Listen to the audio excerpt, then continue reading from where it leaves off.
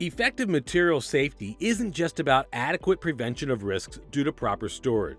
You also have to prepare for any emergencies that might come your way.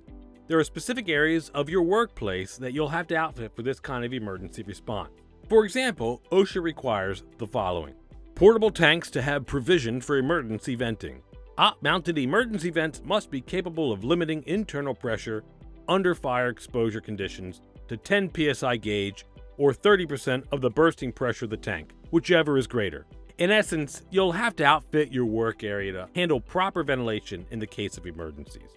And remember that the specific risk factors of different materials can lead to different emergency needs in your workspace. You're going to have to address those to ensure that you can handle the proper emergency response for each situation. OSHA also outlines hazardous waste operations and emergency response, or HAZWOPER.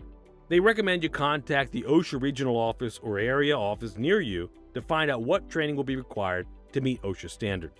They'll also guide you to finding the place for obtaining the training. So what about receiving a specific OSHA training program? OSHA does not certify any specific training programs, and OSHA does state that computer-based training is not sufficient to meet its safety standards. It can all be a little bit confusing since OSHA doesn't say what training standards we have to meet, but it does say what your training should exceed.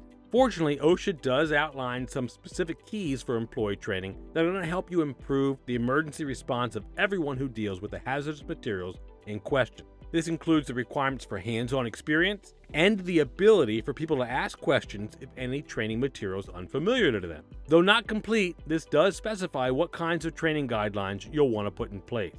For starters, hands-on experience is critical for any employee. This is about material handling, right? If there's an emergency lever to pull in case of fire, for example, it's not the kind of training you'll want to conduct on a computer, giving people a test. This also highlights why material-specific training is key.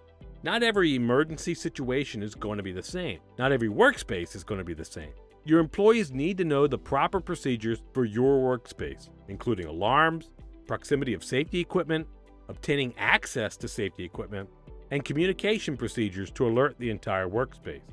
That's the kind of training that only comes by seeing where to do, and maybe even what the risks might look like in practice.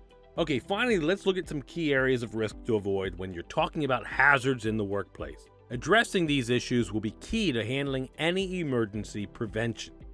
First, we look at spills and tripping.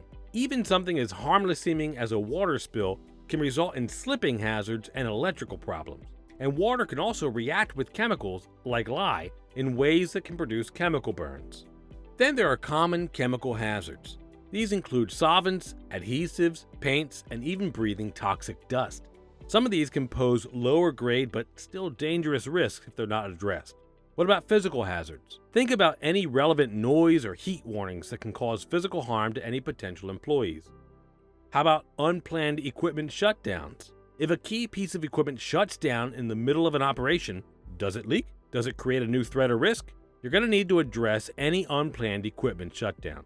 Finally, we look at weather risks. Even if you do everything you can to ensure proper storage of your hazardous materials, there's always the risk that weather damage can change the environment. OSHA recommends you to have a hazard control plan for each of these potential issues down on paper. Combined with your improved communication for hazardous materials, your proactive training, and enforcing good storage requirements, you'll have a much better plan in place for ensuring good material safety moving forward.